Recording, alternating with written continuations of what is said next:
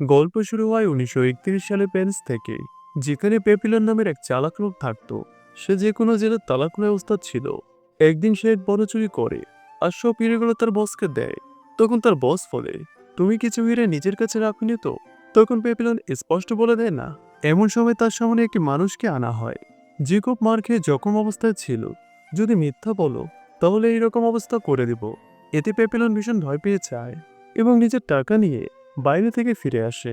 তারপর সে গিয়ে তার প্রেমিকা নেটির সঙ্গে দেখা করে আর তাকে কিছু হিরে দেয়, যা সে নিজের বসের কাছ থেকে লুকিয়ে রেখেছিল। ঠিক তখনই এক লোক নেটির হাতে ওই নেকলেসটা দেখে ফেলে। যাই হোক, এরপর তারা দুজন এক রাত একসাথে কাটায় এবং নেটি তাকে বলে, আমি এই অপরাধের জীবন থেকে দূরে গিয়ে একটি সংসার করতে চাই। ঠিক তখনই তাদের ঘরে পুলিশ হানা দেয় এবং পেপিলনের উপর সে খুনের দায় চাপানো হয়, যাকে তার বস মারধর করেছিল। পেপিলন তখন বোঝার চেষ্টা করেছে সে নির্দোষ, কিন্তু পুলিশ তাকে জোর করে গ্রেপ্তার করে নিয়ে যায়। তখন পেপিলন বুঝে যায় যে পুলিশ তার কোনো কথা শুনবে না, তাই তাকে এই জেল থেকে পালাতেই হবে। এরপর পেপিলন জেলের ভিতর জুলিয়েট নামের এক ব্যক্তির সঙ্গে বন্ধুত্ব করে। জুলিয়েট তাকে বলে, এখান থেকে পালাতে হলে অনেক টাকার দরকার। তারপর সে ডেকা নামের এক লোকের দিকে ইশারা করে বলে, ও তোমাকে সাহায্য করতে পারবে। ডিগের কাছে সত্যি অনেক টাকা ছিল, কিন্তু একদিন সে নকল নোট তৈরি করতে গিয়ে ধরা পড়ে। এরপর সব কয়েদিদের নৌকায় করে অন্য এক জেলে পাঠানো হয়। রাতে পেপিলন ডেগাকে বলে, আমি টাকার বদলে তোমাকে সুরক্ষা দিতে পারি। কিন্তু ডেগা তার প্রস্তাব ফিরিয়ে দেয়। রাতের বেলা যখন ডেগা ঘুমাচ্ছিল, তার পাশে আরেকজন লোকও শুয়েছিল। যখন ডেগার ঘুম ভাঙে, সে দেখে তার একদম পাশে থাকা লোকটাকে কেউ মেরে ফেলেছে, কারণ সে নিজের পেটে টাকা লুকিয়ে রেখেছিল।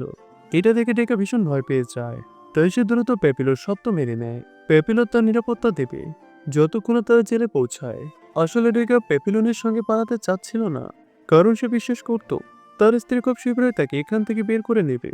তারপর দ্বিতীয় রাতে আবারও সেই একই খুনি লোক টেকার কাছে চলে আসে, যে আগের ভাবে কয়েদিকে মেরেছিল। সে যখনই টেকাকে মারতে যাচ্ছিল, ঠিক সেই সময় পেপিলন এসে তার উপরে হামলা করে। পেপিলন তাকে ভালোমতো পিটিয়ে দেয়। এরপর খুব তাড়াতাড়ি অফিসাররা খবর পেয়ে যায়, যার ফলে তারা পেপিলনকে খুব কঠিন শাস্তি দেয়। কিন্তু তবুও পেপিলন খুশি ছিল, কারণ যে তাকে টাকা দেওয়ার কথা সে এখনো জীবিত। এরপর সকালে তারা জেলে পৌঁছে যায়। এদিকে জুলেট ইচ্ছে করে নিজেকে আঘাত করেছিল, যাতে তাকে হাসপাতালে ভর্তি করা হয়। আসলে সে হাসপাতাল থেকে পালানোর সুযোগ খুঁজছিল, কারণ সেখানে পাহারা সব থেকে কম থাকে। এরপর পেপিলন আর বাকি কয়েদিদেরকে এমন এক জেলে আনা হয়, যেখানে বহু ভয়ঙ্কর অপরাধীকে রাখা হতো। সেই জেলের ওয়ার্ডেন ছিল খুব নিষ্ঠুর। এরপর ওয়ার্ডেন সব কয়েদিকে জানিয়ে দেয় এখান থেকে পালানো একেবারে অসম্ভব। সে বলে, পালানোর চেষ্টা করবে না, এটা তোমাদের স্বাস্থ্যের জন্য ভালো হবে। কারণ যদি কেউ পালানোর চেষ্টা করে, তাকে 2 বছরের কালাপানির শাস্তি দেয়া হবে। আর যদি দ্বিতীয়বার ধরা পড়ে, তাহলে আরো 3 বছরের শাস্তি যোগ হবে। এরপর যদি তৃতীয়বারও ধরা পড়ে, তাহলে তাকে ডেনিল নামের এক ভয়ানক জেলে পাঠানো হবে। সেই জেলে যাওয়া মাত্র মানুষ পাগল হয়ে যায়। আর যদি কেউ কাউকে খুন করে, তাহলে তার মাথা দেহ থেকে আলাদা করে দেয়া হয়। এরপরে সকল কয়েদিকে পাথর বহনের কাজ দেয়া হয়। কিছুক্ষণ পর পেপিলনের দেখা হয় এক নৌকাওয়ালার সঙ্গে। পেপিলন তাকে প্রচুর টাকা দেওয়ার প্রতিশ্রুতি দেয়। নৌকাওয়ালা তার কথা রাজি হয় এবং তাকে নদীর ধারে দেখা করতে বলে। তখন হঠাৎ হয়ে ভয়ঙ্কর কয়েদি এই বিষয়ে টের পেয়ে যায়, যার ফলে টাকার লোভে সে ডেগার উপর আক্রমণ করে। তখন পেপিলন আবারও ডেগার প্রাণ বাঁচায় এবং সেই কয়েদিকে প্রতিহত করে। পাশাপাশি পেপিলন সেই কয়েদিকে মাটিতে ফেলে চূর্ণ বিচ্ছন্ন করে দেয়। তখন ডেগা পেপিলনের দিকে তাকিয়ে বলে, যদি পেপিলন আমার সঙ্গে না থাকতো, তাহলে আমি এখানে একদিনও টিকতে পারতাম না। এখন আর তার কোনো উপায় ছিল না। তাই ডেগা ঠিক করে, জেল থেকে পালাতে হলে তাকে অবশ্যই পেপিলনের সঙ্গে থাকতে হবে। পরের সকালে সব কয়েদিকে এক মাঠে জড়ো করা হয়, কারণ জল পালানোর জন্য 2জন গার্ডকে হত্যা করেছিল। কিছুক্ষণের মধ্যে জুলের গলা কেটে ফেলা হয় এবং তাকে মৃত্যুদণ্ড কার্যকর করা হয়। এই দৃশ্য দেখে উপস্থিত সব কয়েদি ভয়ে কেঁপে ওঠে। এরপর ওয়ার্ডেন পেপিলন আর ডেগাকে জুলিয়েটের মৃতদেহ কবর দিতে পাঠায়। তারা যখন জুলিয়েটের লাশ বহন করছিল, কারণ সে আগে কখনো কোনো লাশ এভাবে বহন করেনি, পেপিলন তাকে অনেক বোঝানোর চেষ্টা করে, কিন্তু কোনো কাজ হয় না। হঠাৎ এক গার্ড সেখানে এসে ডেগাকে বলে, তাড়াতাড়ি চলো, তাড়াতাড়ি চলো, লাশটাকে তুলে নিয়ে এখান থেকে যাও। কিন্তু ডেগা অস্বীকার করতেই গার্ড থেকে প্রচন্ডভাবে চাবুক মারতে শুরু করে। এটা দেখে পেপিলন আর সহ্য করতে পারে না। সে একটি পাথর তুলে গার্ডের মাথায় জোরে আঘাত করে। তারপর পেপিলন সেখান থেকে পালিয়ে যায়। কিন্তু হতভাগা ডেগা ভয় পেয়ে সেখানে একাই রয়ে যায়। সে ভয় পাওয়ার কারণে এক পাও নড়তে পারছিল না। অন্যদিকে সেই রাতে পেপিলন সেই নৌকাওয়ালার সঙ্গে দেখা করতে যায়। পেপিলন যখন তার কাছে নৌকা চায়, লোকটা এটা শুনে চলে চলে হেসে ওঠে। পেপিলন কিছু না বুঝে পিছনে ঘুরে দেখে গার্ডরা তাকে চারদিক থেকে ঘিরে ফেলেছে। ঠিক তখনই আসল সত্যটা ফাঁস হয়। আসলে সেই নৌকাওয়ালার কাছে যদি কোনো কয়েদি পালাতে চাইতো, তখন সে সঙ্গে সঙ্গে ওয়ার্ডেনকে খবর দিয়ে দিত। অর্থাৎ নৌকা ছিল জেল কর্তৃপক্ষের গুপ্তচর। এর বিনিময়ে সে প্রচুর টাকা পেত।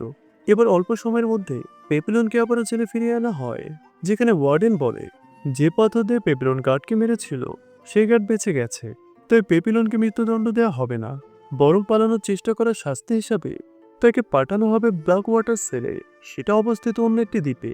এরপর যখন পেপিলন সেখানে পৌঁছায়, ভয়ে যেন তার আত্মা কেঁপে ওঠে। কারণ আগের জেলে অন্তত কয়েদিরা একজন আরেকজনের সঙ্গে কথা বলতে পারত, এমনকি দেখা সাক্ষাৎ করতেও পারত। কিন্তু এখানে পেপিলন একেবারে একা, বন্ধ ঘরের ভিতরে তাকে থাকতে হবে, তাও আবার কোনো শব্দ না করে। এই জেনে নিজের সঙ্গে কথা বলাটাও একটা অপরাধ বলে ধরা হতো।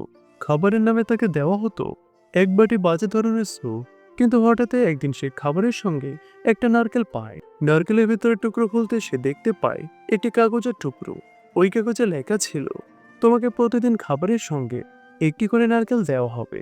পেপিলন সঙ্গে সঙ্গে বুঝে যায় এটা হয়তো নিশ্চয়ই ডেকার পক্ষ থেকে আসছে। এরপর এভাবে দিন কেটে যাচ্ছিল। কিন্তু একদিন ওয়ার্ডেনের কাছে এই খবরগুলো পৌঁছায়, যার ফলে সে আগে গিয়ে সেই গার্ডকে মেরে ফেলে, যে কিনা পেপিলনকে খাবার দিত। এরপর সে পেপিলনের কাছে গিয়ে তাকে জিজ্ঞেস করে এর পেছনে কার হাত আছে। কিন্তু তখন পেপিলন কোনো উত্তর দেয় না। তখন রেগে গিয়ে ওয়ার্ডেন বলে, এখন থেকে তোমাকে অর্ধেক বাটি স্যুপ দেয়া হবে। আর এভাবে আরো 1 মাস কেটে যায়। আমরা দেখতে পাই খাবারের অভাবে পেপিলন শুকে হাড্ডির মতো হয়ে গেছে। একদিন ওয়ার্ডেন তার জন্য ভালো খাবার নিয়ে আসে আর তাকে জিজ্ঞেস করে কে তোমার জন্য নারকেল পাঠাচ্ছিল। কিন্তু এবারও আগের মতোই পেপিলন একটি কথা মুখ থেকে বের করে না। যার ফলে ওয়ার্ডেন রাগে আদেশ করে বাকি শাস্তিটা পেপিলনকে একটা অন্ধকার পক্ষে কাটাতে হবে। এবার পেপিলনের অবস্থা ক্রমশই আগের থেকেও খারাপ হতে থাকে। না তার কাছে ঠিকমতো খাবার জুটতো, না সে কারোর সঙ্গে ঠিকভাবে কথা বলতে পারছিল। অন্ধকারের কারণে চারপাশে কিছু দেখা যাচ্ছিল না। ফলে অন্ধকার আর খাবারের অভাবে তার শরীর একেবারেই ভেঙে পড়ে। সে এতটাই দুর্বল হয়ে পড়েছে, ঠিকভাবে নড়াচড়াও করতে পারছিল না। তাই শেষমেশ তাকে হাসপাতালে নিয়ে যাওয়া হয় এবং কাকতালীয়ভাবে ডেকে সেই একই জেলে কাজ করতে শুরু করেছিল। এমনকি চালাকি করে ডেকা ওয়ার্ডেনের আস্থা অর্জন করেছিল। একদিন ডেকা পেপিলনের সঙ্গে দেখা করতে আসে। তখন ডেকা জানতে পারে পেপিলন আসলে পাগলামির ভান করছে, কারণ সে জানতো এভাবে অভিনয় করলে সে আবার সাধারণ জেলে ফিরে আসতে পারবে। তাই তারা দুজন সেখান থেকে পালানোর পরিকল্পনা করতে শুরু করে। এইবার তারা ঠিক করে আরো দুজন কয়েদিকে সঙ্গে নেবে। পেপিলন বেছে নিল নীল এক সিলিয়ারকে, যে কিনা ছিল শক্ত, সমর্থন ও সবল। আর ডেকা বেছে নিল নীল মেচট নামে একজনকে, যাকে প্রায় সবাই হেনস্থ করত। এরপর ডেকা তার সব টাকা সিলিয়ারকে দেয়। সিলিয়ার সে টাকা দিয়ে একটা নৌকার কিনে। এরপর পরের রাতে যখন সবাইকে সিনেমা দেখানো হচ্ছিল, ঠিক সেই সময় চারজন মিলে পালানোর সিদ্ধান্ত নেয়। যদিও ডেকা ভীষণ ভয় পাচ্ছিল, কিন্তু পেপিলন তাকে বোঝায় এটাই তাদের শেষ সুযোগ। এরপর এই সুযোগে ডেকা অফিসারদের কাছে মদ পৌঁছে দিতে চায়। সে এবার বুদ্ধি কাটিয়ে সে মদের ভিতরে সবার জন্য ঘুমের ওষুধ মিশিয়ে দেয়। তারপর মেইন গেটের চাবি নেওয়ার জন্য সঠিক মুহূর্তের অপেক্ষা করে। অন্যদিকে পেপিলন তার সঙ্গীদের নিয়ে ডেকার ফ্লাইয়ের অপেক্ষা করছিল। হঠাৎই সেখানে প্রবল বৃষ্টি শুরু হয়ে যায়। ঠিক তখনই হঠাৎ করে বাতি নিভে যায়। তখন সিলিয়ার বলে, আমাদের অন্ধকারে পালানো উচিত। কিন্তু পেপিলন ডেকাকে ছাড়া কোথাও যেতে রাজি ছিল না। সৌভাগ্যক্রমে ডেকা সময় মতো ফিরে এলো চাবি নিয়ে।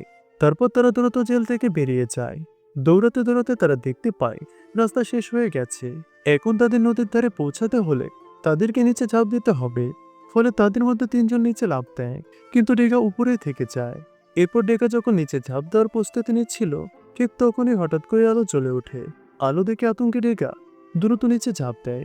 ফলে সে নিচের পায়ে মারাত্মকভাবে আঘাত পায়। এটা দেখে সিলিয়ার বলে, ডেকাকে এখানে ফেলে রেখে যাওয়া উচিত। কিন্তু পেপিলন এখনো রাজি হয় না। সে মেচিনোর সাথে মিলে ডেকার পাশে দাঁড়ায়। এরপর তারা তিনজন মিলে অবশেষে তীরে পৌঁছে যায়। এদিকে নৌকাটা তাদের জন্য আগে থেকে প্রস্তুত ছিল। তাই চারজন বিনা দেরিতে নৌকায় দ্রুত উঠে পড়ে। তারপর অন্ধকার সমুদ্রে যাত্রা শুরু করে। কয়েক ঘন্টা পর সূর্য উঠে যায়। সিলিয়ার বুঝতে পারে তারা এখনো তেমন দূরে যেতে পারেনি। তখন চারজন মিলে হিসাব করে এই নৌকাটা চারজনের জন্য খুব ছোট, এতে চারজনের ওজন ধারণ করা সম্ভব নয়। ঠিক তখনই একটি ভয়ানক ঝড় তাদের দিকে ধেয়ে আসে। তাদের হাতে সময় একেবারেই কম ছিল। তাই সিলিয়ার তার শক্তি দেখিয়ে মেচটকে ধাক্কা মেরে সরাসরি পানিতে ফেলে দেয়। এরপর সে ডেগার উপর ঝাঁপিয়ে পড়ে, কিন্তু পেপিলন ওর সামনে দাঁড়িয়ে যায়। ফলে সিলিয়ার আর পেপিলনের মধ্যে হাতাহাতি শুরু হয়ে যায়। এদিকে সিলিয়ার পেপিলনের চেয়ে অনেক বেশি শক্তিশালী ছিল। সে পেপিলনকে মেরে ফেলার উপক্রম করছিল। ঠিক তখনই ডেগা পিছন থেকে এসে একটি ছুরি সিরিয়ালের পিঠে গেঁথে দেয়, যার ফলে সিরিয়ালের ওখানে মৃত্যু হয়। এরপর পেপিলন আর ডেগা মিলে তার লাশ নদীর মধ্যে ফেলে দেয়। ঠিক কয়েক মুহূর্তের মধ্যে তারা ঝড়ের চাপে পড়ে, সব দিকে যেন অন্ধকারে ঢাকা পড়ে। এরপর যখন তাদের চোখ খোলে তখন তারা নিজেদের একটি দ্বীপে উপস্থিত পায়।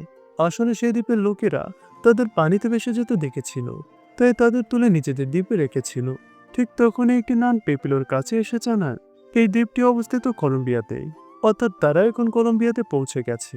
এরপর পেপিলন ডেগাকে বলে আমাদের এখান থেকে যত তাড়াতাড়ি সম্ভব চলে যাওয়া উচিত। কিন্তু ডেগা বলে যদি তুমি এখান থেকে যেতে চাও তাহলে যেতে পারো, কারণ এখন তাদের ডিল শেষ। আসলে সে চলাচল করতে করতে খুব ক্লান্ত হয়ে গিয়েছিল, সুতরাং সে পুরো জীবন শান্তভাবে এই জায়গাতে কাটাতে চায়। এখানে আমরা এটাও দেখতে পাই ম্যাচেরোটা বেঁচে গিয়েছিল, আর সেও তাদের মতোই দ্বীপে পৌঁছেছে। এরপর পেপিলন তার কাছে গিয়ে বলে ভাই তোমাকে আমার সঙ্গে যেতে হবে। তখন ম্যাচেরোট বলে ভাই আমিও এখান থেকে যেতে চাই না, আমি ডেগার মতো এখানেই থাকতে চাই, কারণ এখানে অনেক মজা আছে। সে এখনকার মেয়েদেরকে দেখে তাদের পিছনে লাড্ডু হয়ে গেছে। এদিকে অবশেষে পেপিলন সিদ্ধান্ত নেয় সে একাই যাবে। ঠিক তখন তার নজর পড়ে একটি অফিসারের উপর। পেপিলন তখন জানতে পারে নান তাদের খবর দেওয়ার পাশাপাশি সে পুলিশকে গিয়েও খবর দিয়ে দিয়েছে। এটা বুঝতে পেরে পেপিলন তৎক্ষণাৎ ডেগার কাছে গিয়ে তাকে সবকিছু জানায়। কিন্তু ঠিক সেই মুহূর্তে পুলিশ এসে তাদের দুজনকে ধরে ফেলে। তাদের ধরা পড়ার পর তারা ম্যাচরুটকে ধরে ওই জায়গাতে গুলি চালায়। এরপর শেষ পর্যন্ত পেপিলন ও ডেগাকে ধরে আবারও সেই জেলে ফিরে আনা হলো। এরপর সিন চেঞ্জ হয়ে 5 বছর পরে আমরা পেপিলনকে দেখতে পাই। সে 5 বছরে কালো পানির সাজা শেষ করেছিল। এরপর তাকে ডেভিল আইল্যান্ডের জেলে পাঠানো হচ্ছিল। পেপিলন সেখানে গিয়ে হতবাক হয়ে যায়, কারণ ডেগাও সেখানে বন্দী ছিল। আসলে সে অফিসারদের অ্যালকোহলে মাদক মিশিয়েছিল, এই কারণে ডেগাকে আগে সে জেলে পাঠানো হয়েছিল। 5 বছর পর তারা একে অপরকে দেখে অনেক বেশি খুশি হয়। এরপর দুজনে সমুদ্রের তীরে বসে ছিল। ঠিক তখন পেপিলনের মাথায় একটি আইডিয়া আসে। পেপিলন ডেগাকে বলে আমরা দুজন মিলে একটি রাফট বানাই, যা সমুদ্রের ধারা অনুযায়ী আপনি আপনি অন্য তীরে পৌঁছে দিবে। কিন্তু ডেগা তাকে বলে ভাই যাই করতে চাও তুমি একা করো, আমাকে আর এই কাজে জড়াতে চেও না, কারণ সে 5 বছর ধরে এখানকার জীবন শান্তিভাবে কাটাচ্ছিল। এছাড়াও তার স্ত্রীও অন্য কারোর সাথে বিবাহ বন্ধনে আবদ্ধ হয়ে গিয়েছিল, সেজন্য তার ফিরে আসার প্রতি আর কোনো বিশেষ আগ্রহ ছিল না। কিন্তু তবুও ডেগা পেপিলনের সাহায্যের জন্য নারকেল দিয়ে রাব তৈরি করতে শুরু করে। পরের সকালে তারা একে অপরকে আলিঙ্গন করে বিদায় বলে। এরপর পেপিলন সেই রাবকে সমুদ্রে ফেলে আর তার উপরে ঝাঁপ দেয়। সৌভাগ্যবশত এইবার তার পরিকল্পনা সফল হয়, কারণ সমুদ্রের ঢেউগুলো তাকে অন্য তীরে পৌঁছে দেয়, যা দেখে ডেগার চোখে পানি চলে আসে। আর এখানে সিনেমাটি শেষ হয়ে যায়। তো বন্ধুরা, আপনাদের যদি সিনেমাটি ভালো লেগে থাকে তাহলে অবশ্যই লাইক করে দিবেন। দেখা হবে পরের নতুন ভিডিওতে। ততক্ষণ অবধি ভালো থাকবেন।